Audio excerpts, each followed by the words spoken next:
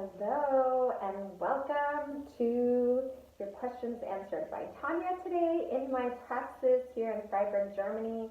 I'm Tanya and I'm a psychotherapist and coach, and I answer questions through a lens that is women focused and trauma informed and culturally sensitive. And I wanted to talk about what the question that I got today is, which is about how do I cling? This question is from Rachel, and she wanted to know what to do about this state she goes in when she's dating someone, and she goes into a state of clinginess and emotional neediness and validation seeking.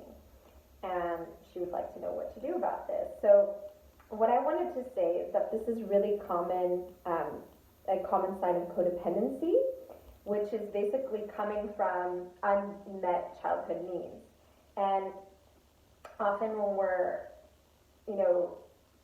often people think like it means you have to have been abused or something like that. It does not mean you have to have been abused. Like, you can have unmet childhood needs. Most kids have unmet childhood needs, because if you know what it's like to be a parent, it's hard to show up 150% of the time. So at some point there's going to be an unmet childhood need. So codependency is pretty common, and it doesn't always have to be, like this super, it's just a way. I think what is nice to understand about codependency, it's a way of calling our attention to when we're looking for love and affection and validation and things from others, instead of looking to soothe and comfort ourselves.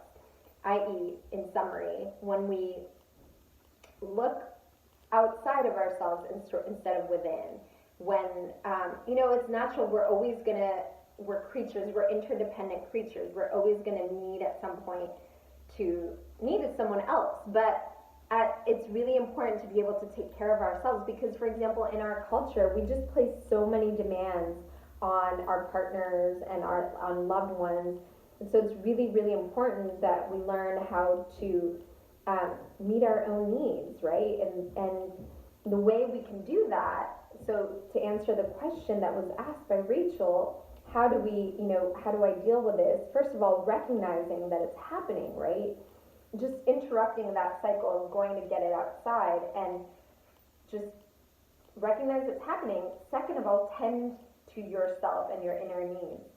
So for me, there's sort of like 3 ways that we can really heal this, like that I like to work with. One, my main way that I teach clients how to work with is inner child work and reparenting, self-soothing, learning how to talk to our inner child, how to be a good mother or a good father or a good parent to our inner child, to really provide that need for love and validation and comfort and soothing ourselves, because that little inner child is probably afraid, right? So how do we soothe that?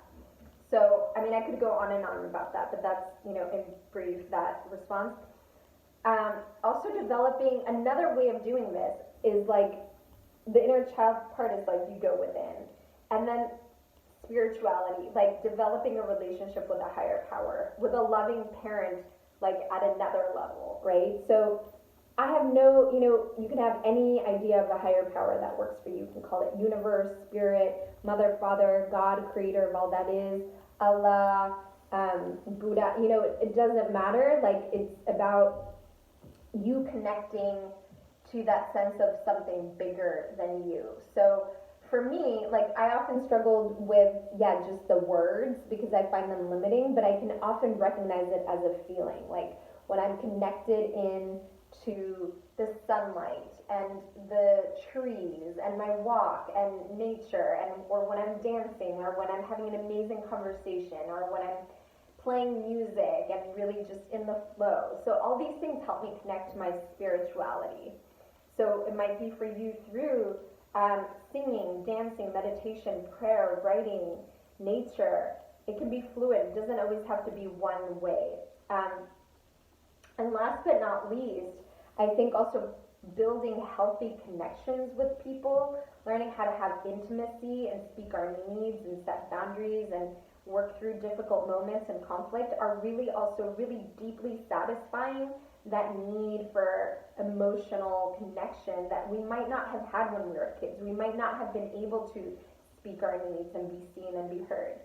So there you go, 3 levels for how to deal with that clinginess, that emotional need and validation and approval seeking, which we can often call codependency, and leads to that kind of addiction, love addiction, other kinds of addictions, or seeking approval and validation outside.